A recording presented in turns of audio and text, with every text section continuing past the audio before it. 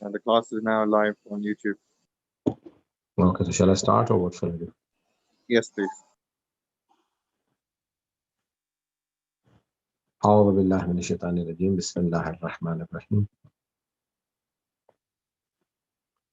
الحمد لله رب العالمين والعاقبة لأهل التقوى واليقين والصلاة والسلام على أشرف الأنبياء والمرسلين خاتم النبيين بالقاسم محمد صلى الله عليه وسلم وآله الطيبين الطاهرين المأسومين لا سيما بقية الله في الأرضين روحي وأرواح العالمين لتراب مقدمه الفداء واللعنة الدائمة على أعدائهم أجمعين من الآن إلى قيام الدين. أما بعد السلام عليكم جميعا ورحمة الله. We took a holiday because I was traveling abroad and gone to Pakistan for a Yom Fatami. I was reciting some majalis. I've come back. But during this time, the writer of the book, Ayatollah Sheikh Muhammad Taqi Misbahi, he passed away. In fact, he passed away a few days ago. Only 4 days ago. So today is the 5th. So he passed away on the 1st of January. Can we all recite a Surah Fatiha for Marhum Ayatollah Sheikh Muhammad Taqi Misbahi? Bismillah ar-Rahman ar-Rahim. Alhamdulillah. الرحمن الرحيم مالك يوم الدين إياك نعبد اهدنا الصراط المستقيم صراط الذين غير المغضوب عليهم قل هو الله أحد الله الصمد قل هو الله أحد الله الصمد قل هو الله أحد الله الصمد.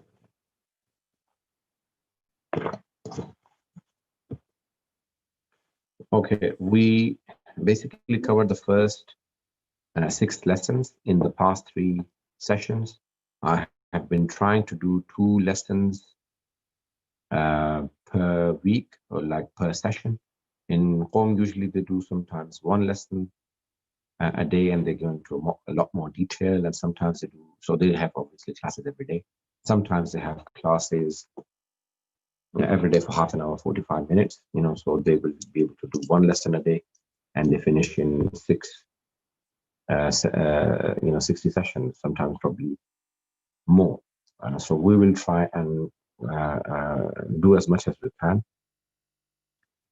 Now, today is the session where in last session, we said there are simple, very straightforward proofs on the existence of God. And then there are more complicated proofs on the existence of God.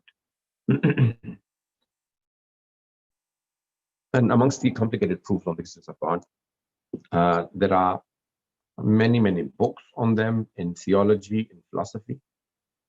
And amongst those proofs, he says that we're not going to go into very, very complicated, because this book is not meant for very high level or advanced level. This is meant for 2nd year or 3rd year students in Raza of Qom. So in the 1st year, usually they do the languages. 2nd year, they start the studies, and 3rd year, they would do some basic studies like logic, some basic aqaid, fiqh, ahkam, and then they would do this book. So it's basically literally the 2nd year bachelor's course before the languages and everything. So we are covering it, and I'm trying to simplify it and keep it as simple and straightforward as possible. I also wanted to mention the shuhada of Kuwait much, in Balochistan. May Allah bless their souls. Inshallah, at the end, we'll recite a Fatiha for them as well. So he says that we're going to use a very logical and a very straightforward. So we've done some very simple proofs, and this is a bit more difficult. The reasoning that we'll be using today will be a bit more difficult. It is not very complicated, but it is a bit more difficult than the previous proofs that we've done in the last session. And this requires a bit of understanding of logic and philosophy and some reasoning. So I will need to explain all of these in more detail today. So just bear with me. Just remember one thing, that after going through this reasoning. We only prove God to be a necessary being and not God. So we, and because that necessary being then needs to go through other reasoning to prove that he possesses the qualities of God, and that necessary being is not matter or energy or something else. It is God. So we will only in this lesson, in lesson number 7, if I'm not mistaken. Yes, it is lesson number 7. We will only prove that in the previous session we proved the existence of God with simple proofs, and today we will prove that the God is the necessary being, or we will only prove that there is a necessary being. And then in next lesson we will try and prove the qualities and attributes of that necessary being to prove that that necessary being is God. So in today's first session, in lesson number 7, we'll only prove that that there is a necessary being, and we are saying that that is God. But we will not discuss the attributes. Now, the theologians and philosophers have gone into a lot of detail in proving the existence of God, and we are going to be using one straightforward method, which is known to be burhan, illatu ma'lul. In the previous ones we said burhan al-nazm, the reasoning of systematic creation. Everything is so systematic in this world, organized, that it leads us to God. Those are very simple. And other things, the burhan fitrat, the reasoning of nature. But today we're going into burhani wajib wa mumkin or illatu ma'lul. Wajib and mumkin is necessary and possible being, and illatu ma'lul is cause and effect. Okay, let me explain this burhan from outside first, and then I will have to probably draw some preliminaries and then prove the existence of God. Very straightforward. If you just follow the text of the proof. So the proof is existence, when it is assumed intellectually, can be either necessary or possible. Intellectually, no existent lies outside these two assumptions, and every existent cannot be assumed to be possible existent, because a possible existent always needs a cause, illa. If all causes were possible existence, each one of them in turn requiring a cause, no existent could ever come into being. In other words, an infinity rigorous tasalsul of causes is impossible, muhal. Therefore, an infinity backward series of causes must be compelled to terminate in an existent mawjood that is not an effect, ma'lul, of any other existence, i.e. the necessary existence. So I've now quickly read, and I'm going to explain this. When you read it, you will find it difficult to understand. So now please everyone pay attention. I'm going to explain the whole thing. The existence or being, wujud or mawjood, anything that exists outside. The existence is of two types. Either the existence is mumkin, in English we call it possible being, or it is wajib, which is necessary being. Everything that we see is either possible being or necessary being. And when we say that everything is either possible or necessary, so I'm either necessary being or possible being. And each one of you and this device that I'm using, the stand, the chair, the table, everything, the books, the text, everything we see is one or the other. Possible being or necessary being. Everything, according to philosophy. Everything cannot be possible being Because if everything was possible being, then that would cause tasalsul, which is infinite rigorous. Tasalsul, for example, everything depends upon each other. Then that would mean that nothing exists. I'm going to explain this, just pay attention. So many things exist, so therefore this is wrong. So this is what we need to prove. I'm going to prove this whole one paragraph in today's lesson. So we're saying that if we prove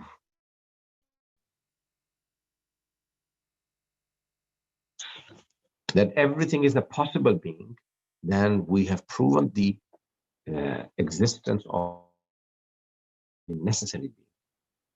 And there are only three scenarios. Paying attention, everyone? Only three scenarios. Either everything is a necessary being, or everything is possible being, or some are necessary and some are possible. So logically, there is no fourth scenario. There's no fourth possibility. Either everything is necessary, or everything is possible, or some are possible and some are necessary. Okay, everyone with me so far? Let's explain, before I go on any further, he says, let's explain what do we mean when we say possible being and necessary. What do we mean by that? I would need to do some logic here. So I hope everyone has heard of subject and predicate. So in logic, you use this term when you have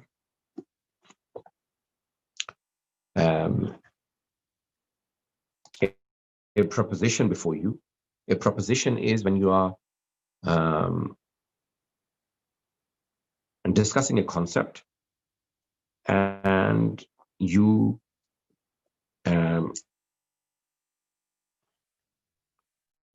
give a ruling to the subject through the predicate. Pay attention. The sun shines. So the sun is a subject. Shines is predicate. So basically, the shining you're proving for the sun. This is in logic. This is a very simple. The first predicate in logic ever written was by Socrates, Socrates himself, and he said, Socrates is a man. So Socrates is subject, a man is predicate. In Arabic, subject is called mawdu, and predicate is called mahmul.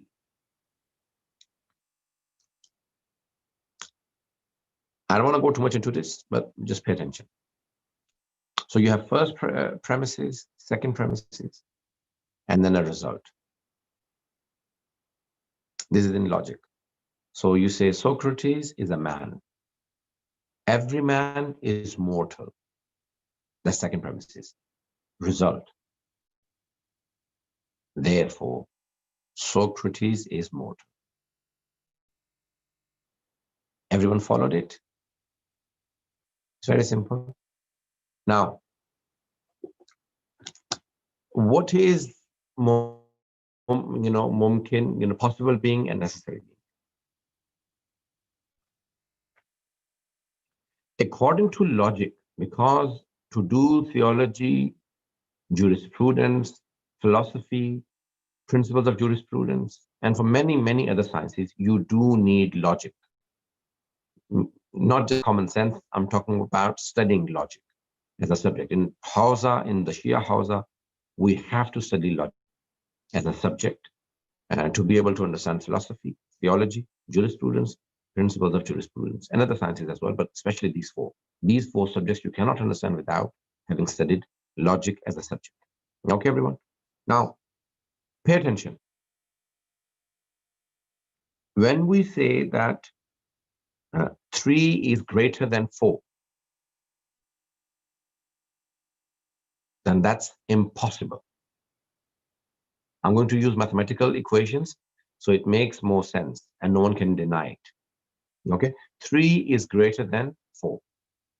That's impossible. And then I say 2 is half of 4. That's necessary in logic. Necessary. 2 is half of 4. Yes. There is nothing else. It is necessary. 2 is surely half of 4. That's called necessary. And then I say, the sun shines above my head. That's possible because the sun sets, and it's possible that it does not shine above my head. Okay. The first, that 3 is greater than 4. 3 is never greater than 4. 4, meaning it will never be other way around. It will always. And the sun shines above my head is possible. Did everyone get it? I hope so. Now, so impossible being, necessary being, and possible being. So there are 3 in logic. Impossible, yes, impossible being, possible being, and necessary being. Philosophy, however, does not discuss, philosophy discusses being or existence. Okay? It discusses existence or being. Impossible being does not exist. Therefore, in philosophy, you don't discuss impossible things. You only discuss possibles and necessary. So there are 3. But in philosophy, you only have necessary being and possible being. Everyone with me so far? Yes? Okay. Now, in philosophy, they say, what is the proof on existence? They say, in logic, there is a whole debate. Things are either obvious, badihi. In Arabic, it's called badihi, obvious. So things are obvious, meaning obvious things are which are very straightforward that everyone understands. And everyone understands very quickly. Meaning 1 is half of 2. Everyone understands it. It is very straightforward. That's called badihi. In English, we call it obvious. And then there are things which are nadhari, require thinking or complex. For example, angels, when I say, you would need to think about it. Something doesn't come to mind. You need to think. Yes. So there are complex. Now, existence, when we say wujud, philosophers argue that this is a very obvious notion, because everyone exists and everyone understands existence. When we say things are either possible beings in philosophy or necessary beings, what we mean is that possible beings are dependent in the simplest words, and necessary beings are independent. Did everyone get that? That's how I translate it. As Misbah, because he was a philosopher, he went into a bit more detail. Let me explain. Possible beings, to come into being, to exist, they require other beings. Necessary or possible? So they require other possible beings or necessary beings to remain into existence, to come into existence. Something which is independent, doesn't require anything to come into being, to remain, so it hasn't come into being through something. Okay? That's called necessary being. So necessary being is completely independent. When we say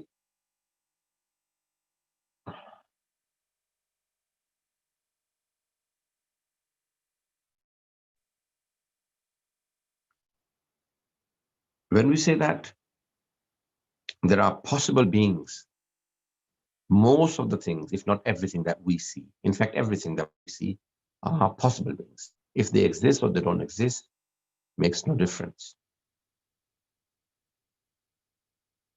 Their existence does not take away the existence of other things. Even if they do, then because they are cause for those things. Like water. But water in itself is not the cause of everything, of creation. So it may be cause. Let me give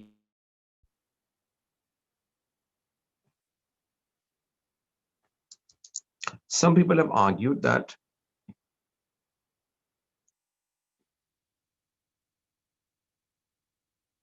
I'm trying to simplify it.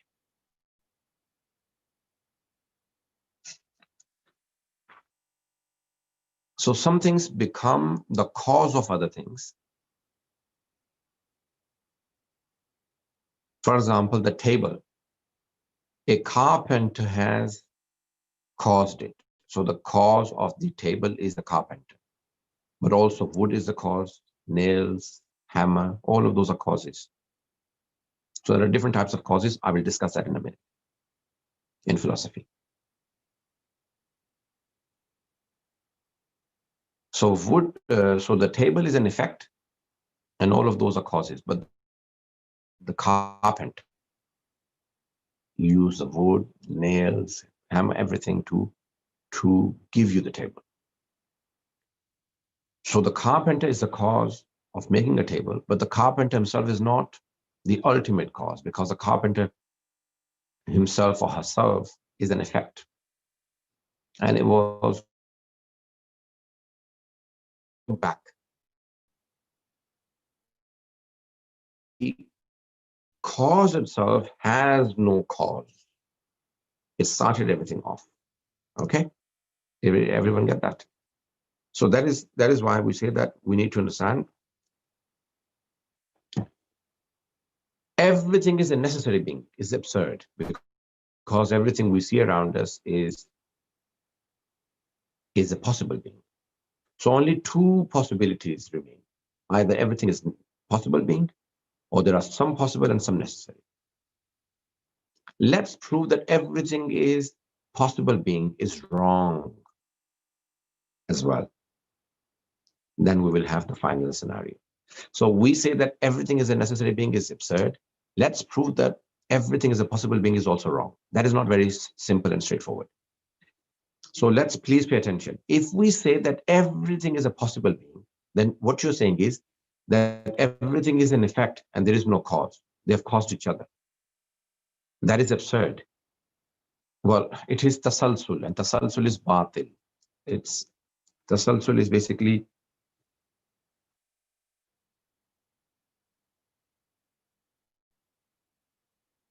indefinite regress.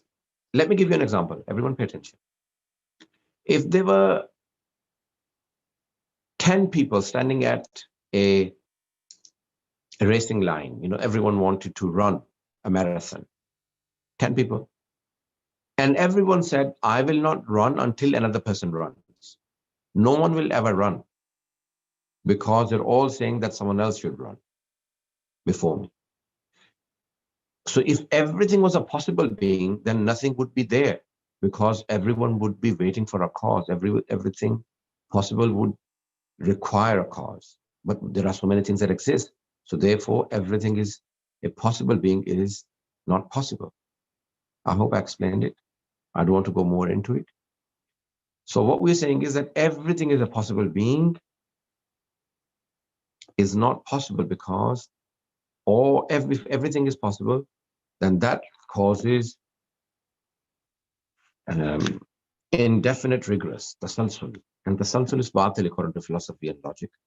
And therefore, everything is a possible being is unacceptable, and which is impossible. Muhal, yes? Because there are so many things that exist. Now, unfortunately, some people have confused this. So they say that, okay, so what you're saying is that everything that exists requires a cause. Therefore, God also requires a cause. What is the cause of God? No, we didn't say that. According to philosophy, what we've proven is that every possible being requires a cause. Not every being requires a cause. What we're saying is that the necessary being does not require a cause. Only the possible being requires a cause. Therefore, there must be a cause which is outside this circle. And that is what we will prove. That was what we have proven is a necessary being. We will prove later that that is God. But at the moment, just stick to the word that that necessary being is outside the possible being circle. And therefore, there is a being which is the cause of everything, and that is necessary. Now, please pay attention to cause and effect. Athalam Spikes has gone into explaining cause and effect as well. So in philosophy, they say that the cause and can be of two types. The cause is of two types.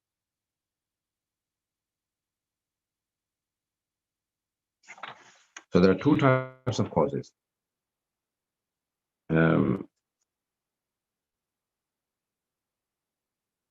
The essential cause, and that's something which is established by itself, essential. Essentially, or bizat. In Arabic, we call it bizat or dhatan. Bil that, so bizat it becomes, okay? Or dhatan, something which is dhatan. For example, the sun shines. You know, there is light in the sun. The light in the sun is by itself. Yes? So the light in the sun is by itself. But the light on earth is bil ghair, through something else, through the sun.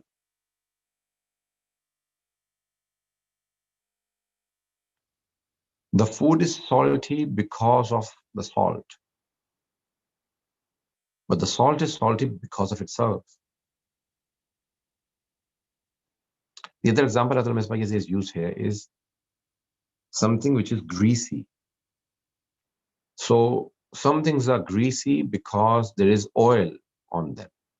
But the oil is greasy because of itself. Oil is always greasy. Did everyone get that? Okay. So illatu ma'lul. They say so some causes are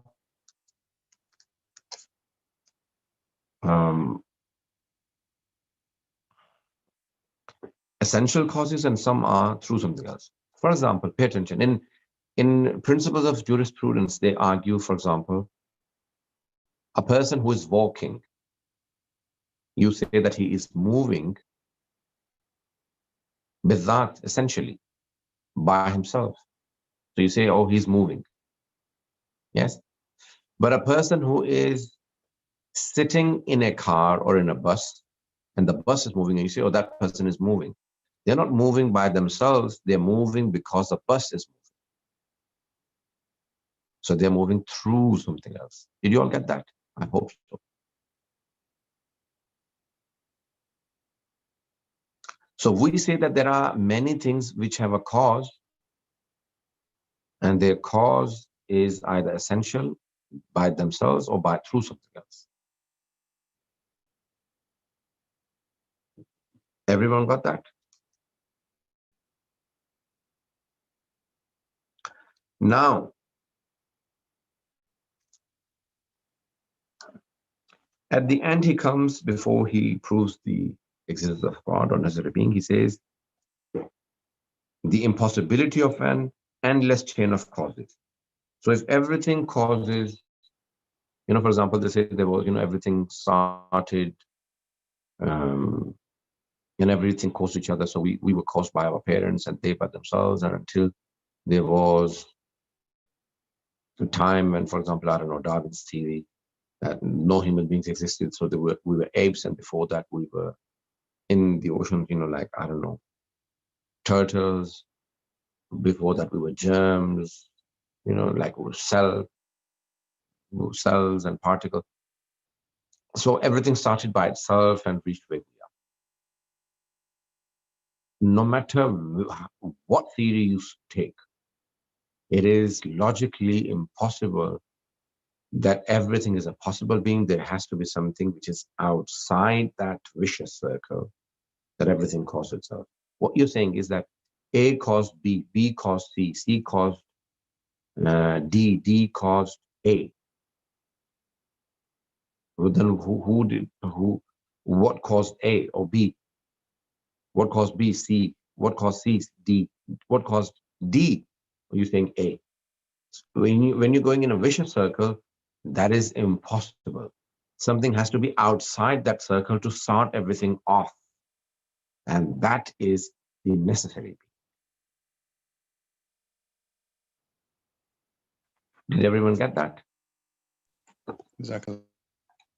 Oh, okay, so now when we come back, finally to prove the existence of Allah subhanahu wa ta'ala, well, not Allah subhanahu wa ta'ala at the moment, because we've done previous proofs, but we are saying that there is a necessary being. In next lesson, we will prove that that necessary being is God. At the moment, what we're saying is that there are two types of beings, necessary being and possible being. If everything is a possible being, then nothing should exist because they're all dependent on each other. If everything is dependent on each other, then nothing exists. But everything, so many things exist. So therefore, what we're saying is that something is outside that circle, something is outside that box, which is necessary being that started everything off. And that's how we call that necessary being as the cause of all causes, or the ultimate cause, the cause of all causes. Illatul ilal. I may be a cause of many things, but I'm really an effect. So there may be many possible beings which are causes, but in fact they are themselves effects. The necessary being is never an effect. It is always a cause. And it is, so I may be, things may be caused by themselves or through other things. Allah subhanahu wa ta'ala, or the necessary being, is a cause, ultimate cause, and a cause by itself, does not require anything, is not triggered by anything, does not. So therefore, it is, we say, independent and not in need of anything. Just remember this, it is independent and not in need, but all the effects are in need. They're all dependent. So the necessary being is independent. It is needless. Just remember this. Okay, any questions? I've only finished lesson 7. I want you to do also lesson 8. I'm not sure if I will be able to finish lesson 8. I will start because these two lessons are the most complicated in the first part. The rest are very easy. So I will start lesson 8, and I think we'll take the questions at the end. Shall I start lesson 8? Yes. Okay. So in the previous lesson, lesson number 7, we proved that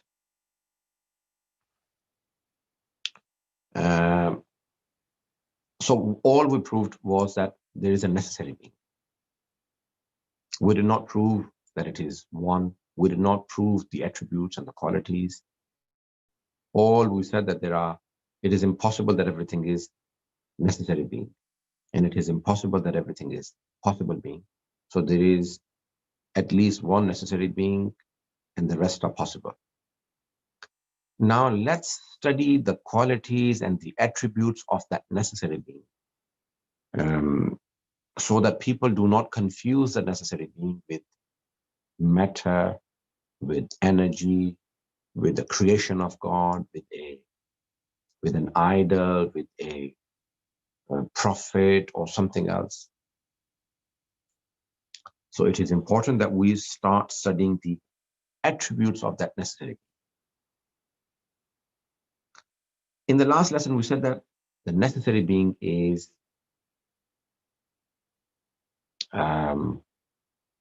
needless. It has no needs.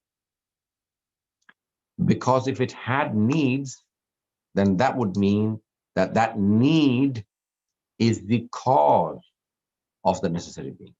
And if anything has a cause, then it is not the necessary being, it is a possible being. Did you all get that? So necessary being has no cause, has no needs. When we prove that the necessary being has no needs, has no cause, then we are proving two qualities. Then we are proving two attributes for this necessary being. So in this lesson, I will try and prove that that necessary being is God. So two qualities. The first two qualities of necessary being is that it is independent. Yes, it is independent.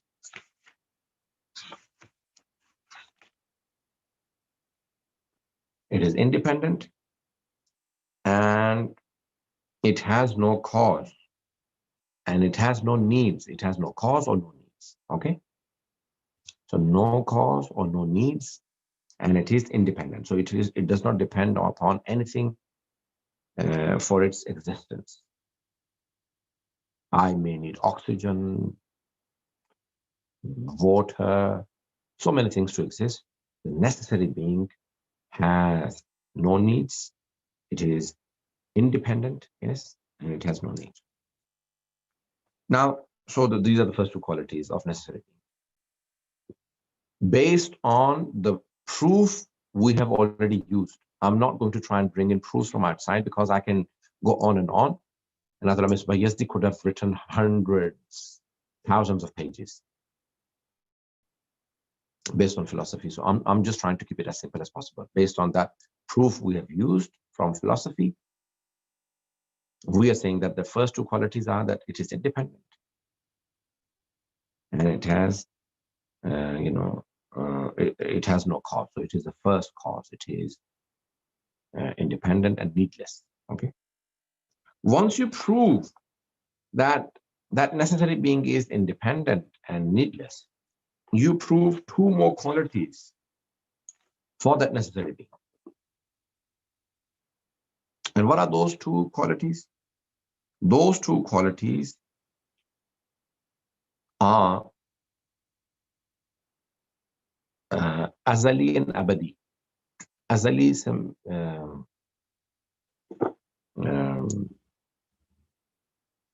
so azali is meaning without beginning, and abadi means without an end. You can put them together and call them sarmadi or eternal. So Allah has no beginning and has no end.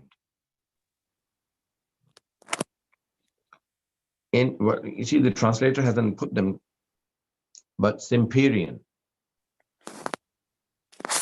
Simperian is azali, meaning he has no beginning, Simperian.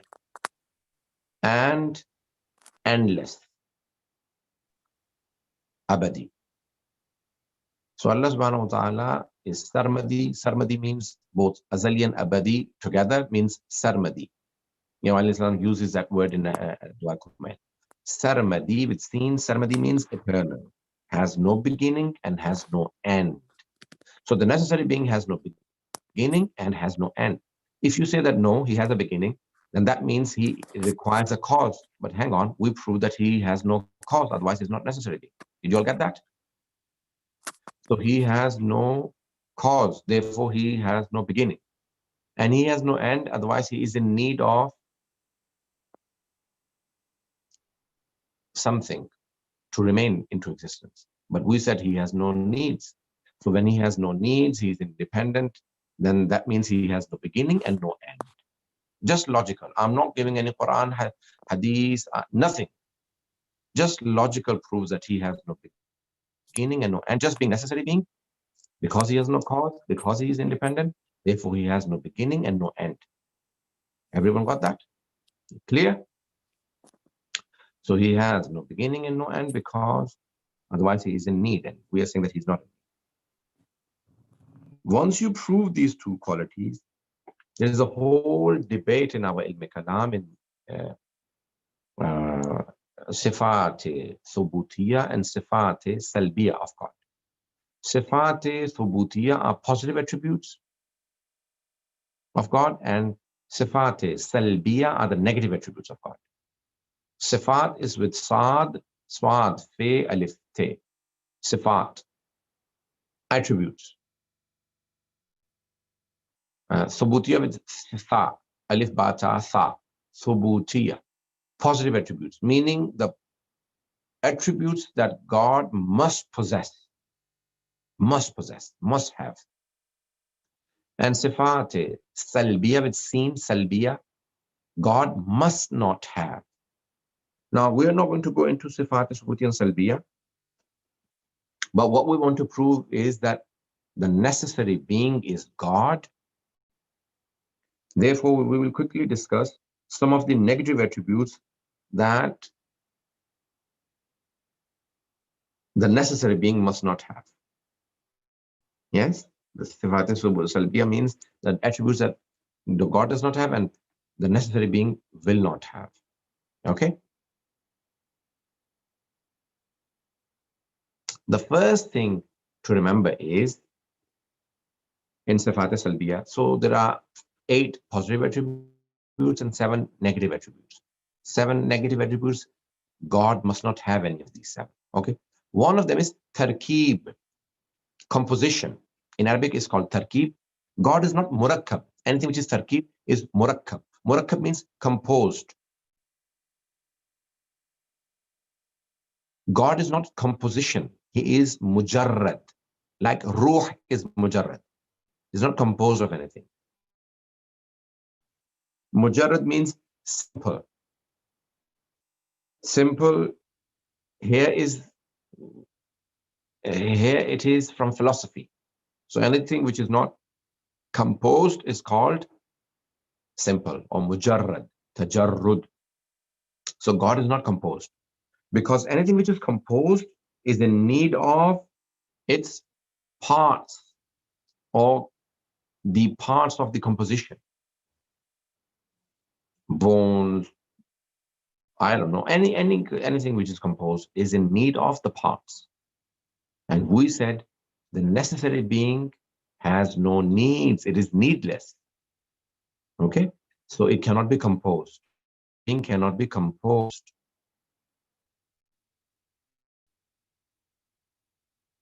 Secondly, even if you say that it can be composed in the mind, so in reality it's not composed, but it is composed in the mind. For example, you have 2 straight lines. So God can be a line. Hang on, even a line cannot be God, because the line, let's say if it is 1 meter, 2 meter, then it can be divided. And even in the mind, you say that, okay, I've cut the line into 2 halves and it is no longer 1 meter. So that can be broken down. It is in need of its parts. So even a line is in need of parts. Therefore, even in the mind, you should not be able to do that. And therefore, God is not composed, and it is not even a line. Line, I mean, is khat. Yes, you draw a line and you say this line is God. No.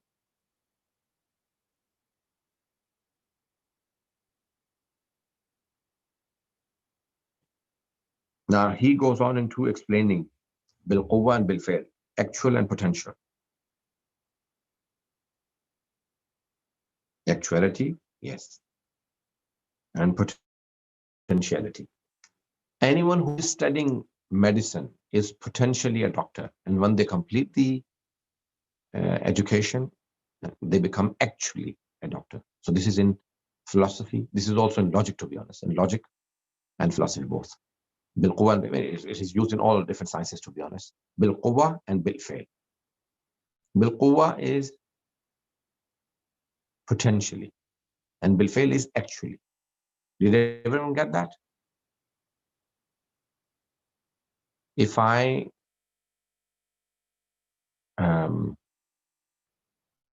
eat with all the herbs and everything, onions, I don't know, then I will have chicken karahi. I have meat and all of those ingredients in front of me, so I potentially have chicken karahi in front of me. But once I cook them together, I actually have chicken karahi.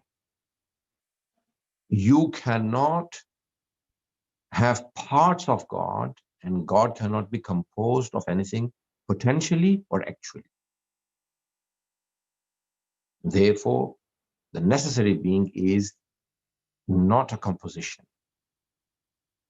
Potentially or actually, it can never be a composition, and therefore the necessary being is not composed. So it's needless, it is independent. These are the things that we have so far proven for God, or for the necessary being, to be honest. So these are, as necessary beings, things that we must negate from the necessary being. While we negate, being is not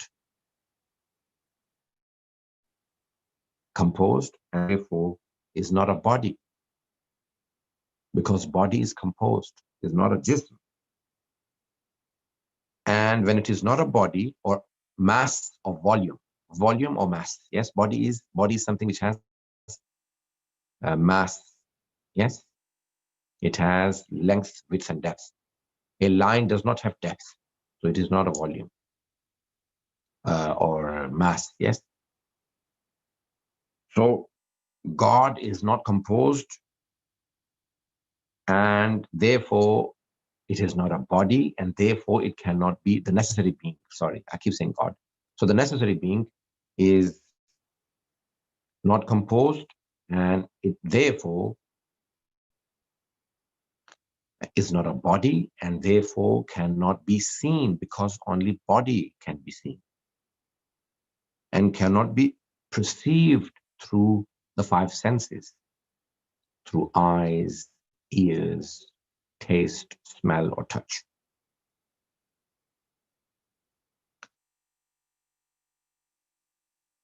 Once you negate body from the necessary being, everyone with me so far? Shall I continue?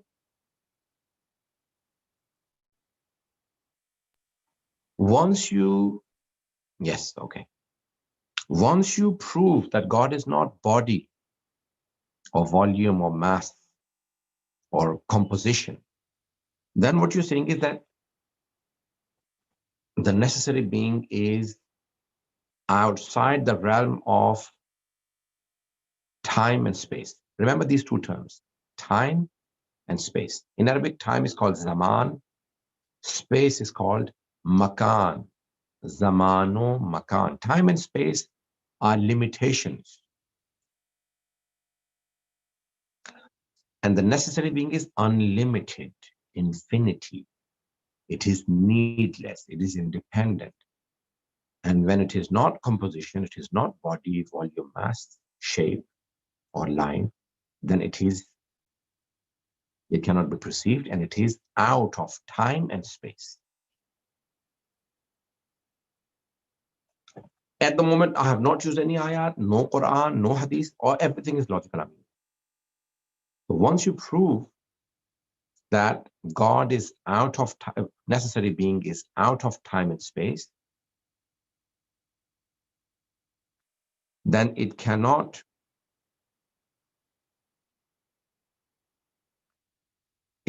be associated with change, because change occurs on things which are either composed or are in time and space. So the necessary being does not go through change, does not go through perfection or evolution, sorry, not perfection, evolution. Perfection you can say as well, but evolution. So it does not go through change, does not go through evolution, does not, cannot be associated with movement, because movement also comes into time and space.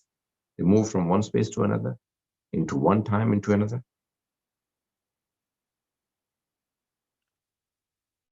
And therefore, it does not go through any change whatsoever, because it is out of time and space.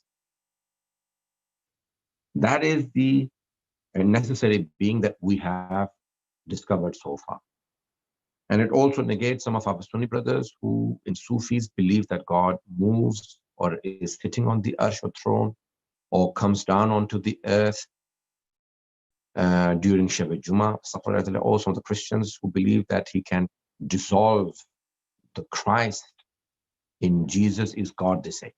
Yes, the Christians believe that the Christ in Jesus is God. Jesus Christ, they call it. So they say that hal, yes, God can dissolve into things. You know, he can take up, you know, you can get sugar or salt and you mix it into water. Then you say, where is the sugar? We don't have it anymore because it dissolved. So God does not dissolve into things, or the necessary being cannot dissolve because it does not go through formation or change, because it is out of time and space. I think I will do the rest in next week because I need to explain things. Or if you want, then I can try and, I've only done half of lesson 8. I can try and complete it, but I would need more time. Otherwise, I can complete it next week. Otherwise, we won't have time to ask questions. If you want to ask questions, then I will just leave it here, and you can ask questions, or I can complete. I think it's better if we have a question session for the lesson 7. Is better that we finish lesson 7? No, I think we should have Q&A for the lesson 7, inshallah. 7 and 8, because I haven't completed lesson 8, but I've done half of it. So you can ask questions. Okay, then I'll just end it here. You can ask questions, and I'll complete it next week. Sorry, I thought I will be able to finish, but these lessons require a lot of explanation, and I've tried to keep it as brief as possible and as simple as possible. I could have made it more complicated, and I could have gone into more depth, but it would confuse you, so I'll allow you to ask questions.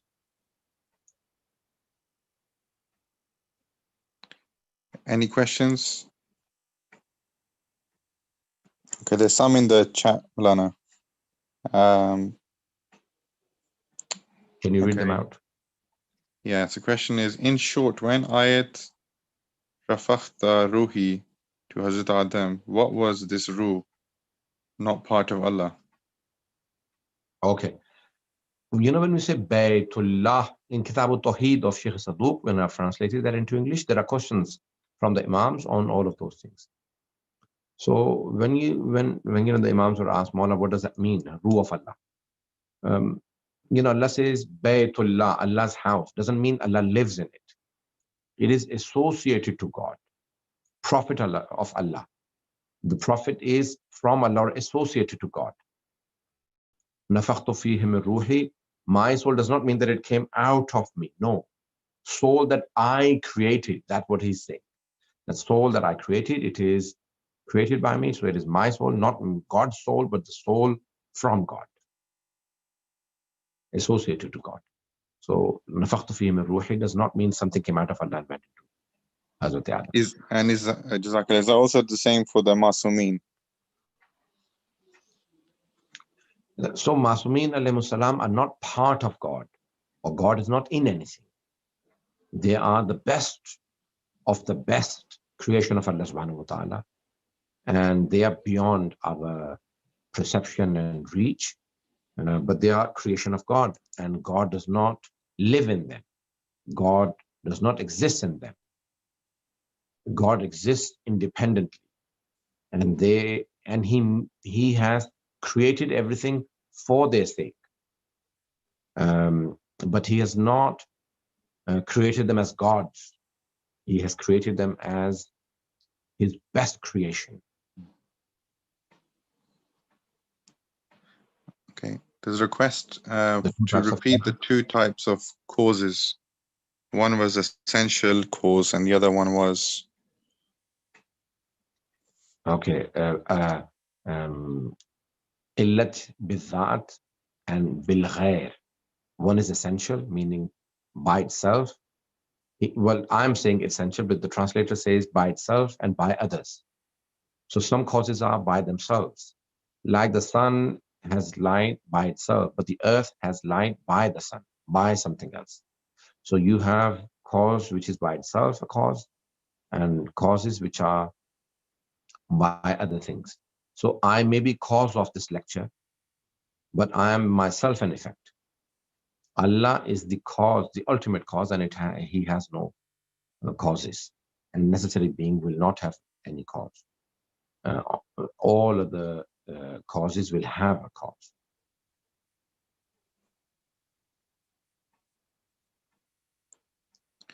Maulana Sahib, are these, obviously these are kind of philosophical and logical explanations. Are these all kind of extracted from the sayings of Masumin al-Islam, or is it, are these kind of beyond that and even before the time of Islam?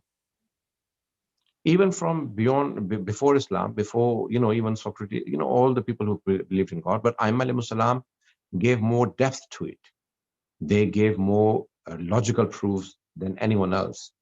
So Imam Ali alayhi salam and Imam Sadiq alayhi salam have given many, many logical proofs. So what we're saying is that these are all logic and philosophy, meaning we are not basing them on because the Quran says there is one God, or because the Quran says Allah cannot be seen, or because the Imams have said. We are saying that yes, God has said that, Quran has said it, Imams have said that, the Holy Prophet ﷺ before the Imams have said it, and the Imams have said all of this. What I'm saying, everything is from Quran and Hadith. But what we're saying is that we are not using Quran and Hadith as the reason. Reasoning is all logical. Exactly. So no Muslim can ever say that, oh, because you believe in the Holy Quran, that's why you believe in one God, or because you believe in Prophet Muhammad sallallahu alaihi wasallam, or because you believe in the 12 Imams sallallahu alaihi wasallam, and they have told you all of these things, that's why you believe in them. We are saying that, yes, true, but we can prove all of these things through logic and philosophy without taking ayat and riwayat, without taking verses from the Holy Quran and traditions from the Ahlul. We can still prove them through logic. Did you all get that now? That was very useful, yeah. So essentially it's more for us to, obviously it's for ourselves, but also we can use it when we're discussing with non-Muslims, because obviously they don't revere the Quran and Hadith until they become Muslims. So Yes. when we're in discussions with them, it's probably better to use philosophy or logic.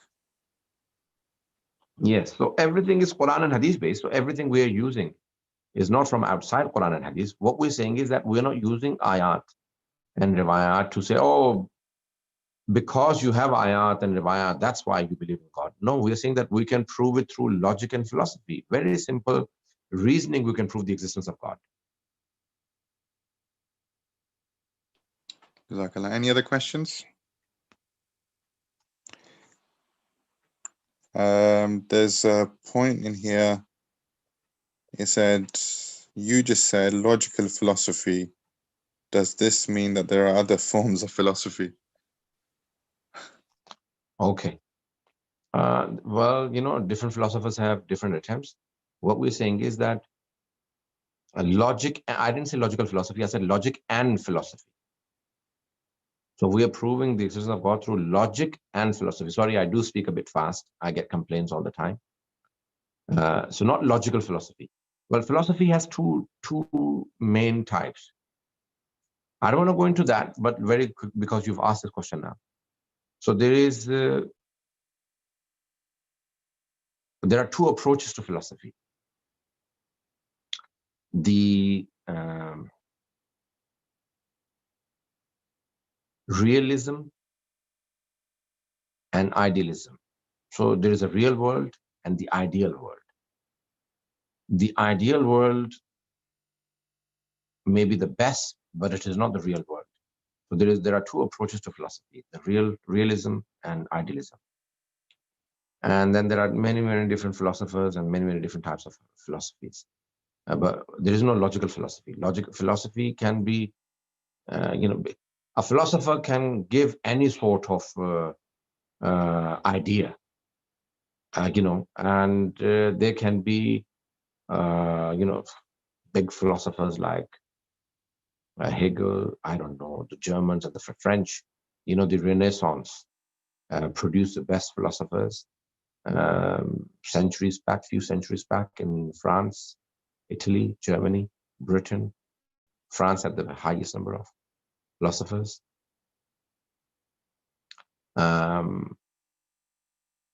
And then before those, there were, Muslim philosophers. So if you go into early ages, before even Islam, they were the first philosophers are Greek philosophers. Even before Christ, Jesus, before even Jesus, there were philosophers in, these philosophers were in Yunnan, in Greece. So the Greek philosophers. And then came the Muslims, and they Maulana, contributed heavily.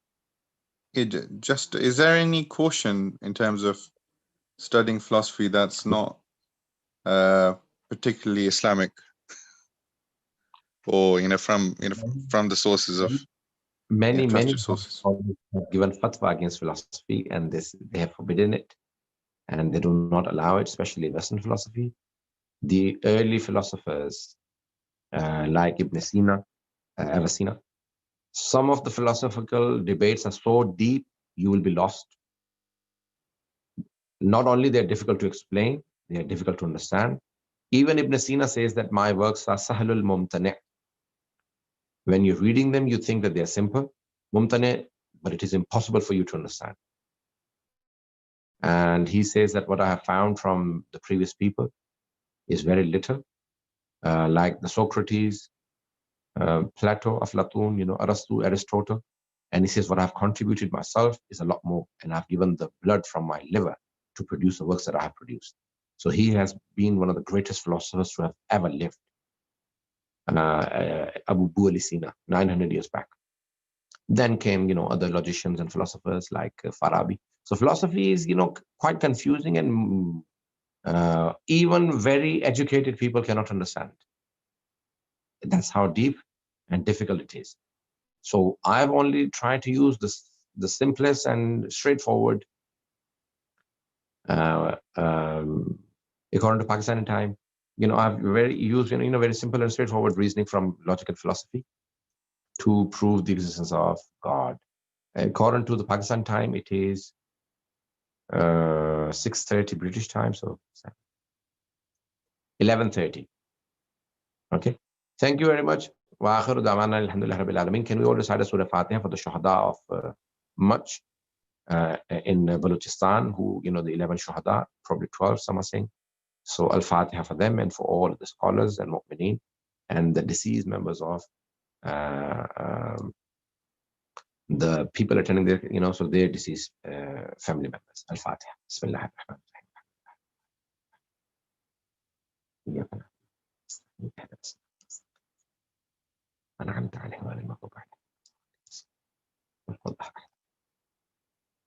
Thank you, everyone. Thank you for appreciating this. I hope everyone